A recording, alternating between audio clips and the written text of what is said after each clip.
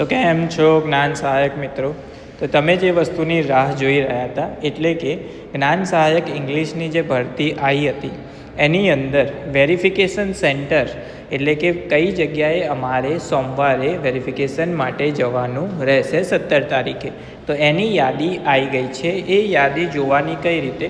તો સૌથી પહેલાં ગૂગલમાં જઈને તમારે સર્ચ કરવાનું પ્રી જ્ઞાન સહાયક. આ વસ્તુ તમે સર્ચ કરશો એટલે પહેલી વેબસાઇટ આ રીતે જોવા મળશે. એની ઉપર ટચ કરવાનું, નીચે જશો, આવી કંઈક પેજ ખુલશે. એમાં નીચે અહીંયા ઇમ્પોર્ટન્ટ ડોક્યુમેન્ટની અંદર તમે જોશો જિલ્લા ડોક્યુમેન્ટ વેરિફિકેશન સેન્ટરની યાદી. તો અહીંયા તમને યાદી કંઈક આ રીતે જોવા મળશે. તો જુઓ, યાદી જે છે એમાં કંઈક એવું છે કે અમદાવાદમાં સમગ્ર શિક્ષા કચેરી શ્રી મહાલક્ષ્મી શિક્ષણ તાલીમ કેમ્પસ, ખમાસા 4 રસ્તા, રાયખડ તમારે જવાનું રહેશે. અને કોનો સંપર્ક કરવાનો? દિલીપ પટેલ એમનો સંપર્ક કરવાનો. એમનો મોબાઈલ નંબર અહીંયા કચેરીનો ફોન નંબર તમને આપેલો છે.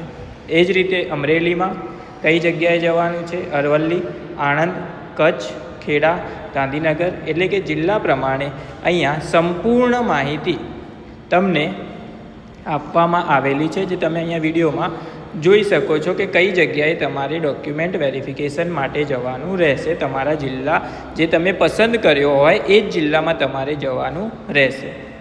હવે બીજી વસ્તુ કે વેરિફિકેશન સેન્ટર ઉપર તમે જશો એટલે તમારે કઈ કઈ વસ્તુ લઈ જવાની રહેશે.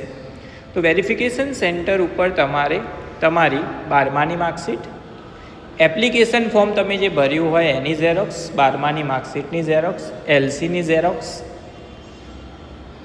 બેચલર કર્યું હોય તો બેચલર ડિગ્રી સર્ટિફિકેટ અને છેલ્લા 5મા અને 6ઠ્ઠા સેમની માર્કશીટની ઝેરોક્સ. ડિગ્રી અને 5મા 6ઠ્ઠા સેમની માર્કશીટ ખાસ. પછી બીએડની 3જા 4થા સેમની માર્કશીટની ઝેરોક્સ અને એનું ડિગ્રી સર્ટિફિકેટ. ટેટ 2 તમે જે પાસ કરી હતી એની માર્કશીટ ઓરિજિનલ અને એની ઝેરોક્સ. આ બધી વસ્તુ તમારે એક કોપી ઝેરોક્સ અને એક કોપી ઓરિજિનલ તમારી જોડે જે હશે એ લઈને તમારે વેરિફિકેશન સેન્ટર ઉપર જવાનું રહેશે. વેરિફિકેશન સેન્ટર ઉપર વેરિફિકેશન કઈ રીતે થશે? તો તમે ત્યાં જશો એટલે તમારે મેરિટ પ્રમાણે સવારે 9:30 આ પ્રક્રિયા ચાલુ થશે. એટલે 9:30 તમારો જો મેરિટમાં આગળ નંબર હોય તો 9:30 તમારે ચોક્કસ ત્યાં પહોંચી જવાનું રહેશે. 9:30 પ્રક્રિયા ચાલુ થશે એટલે ત્યાં બોલશે કે 1 થી 20 મેરિટમાં હોય તે લોકો વેરિફિકેશન માટે આવો. તમારો મેરિટ નંબર જે પણ હોય એ પ્રમાણે તમારે, ધારો કે તમારો 1 થી 20માં હોય તો તમારે ત્યાં વેરિફિકેશન માટે જવાનું. ડોક્યુમેન્ટ આપશો, ત્યાં સ્કૂલનું લિસ્ટ લગાવેલું હશે તમારી જિલ્લા પ્રમાણે કે કઈ જગ્યાએ કેટલી સીટો ખાલી છે કે કઈ સ્કૂલમાં કઈ જગ્યા છે. તમારે શું કરવાનું? તમારા ઘરની નજીક અથવા તો તમારે જે અનુકૂળ સ્કૂલ હોય, ધારો કે મારે આ સ્કૂલમાં જવું છે તો તમારે કહેવાનું કે મારે આ સ્કૂલમાં જવું છે. તો તમને ત્યાં એ નોંધ કરી દેશે કે તમારી સ્કૂલ, એટલે ત્યાં એ લિસ્ટમાં બાજુમાં તમારું નામ લખી દેશે. એટલે એ સ્કૂલ શું થઈ જશે? પેક થઈ જશે. પછી બીજો કોઈ માણસ એ સ્કૂલ પસંદ કરી શકશે નહીં. તો અહીંયા તમને ચોઈસ મળશે કે તમારે કઈ સ્કૂલ લેવાની છે અને એના એ જ દિવસે તમને ઓર્ડર આપી દેવામાં આવશે. એ લોકો સમય કહેશે એટલા વાગે તમારે ઓર્ડર લઈ જવાનો રહેશે.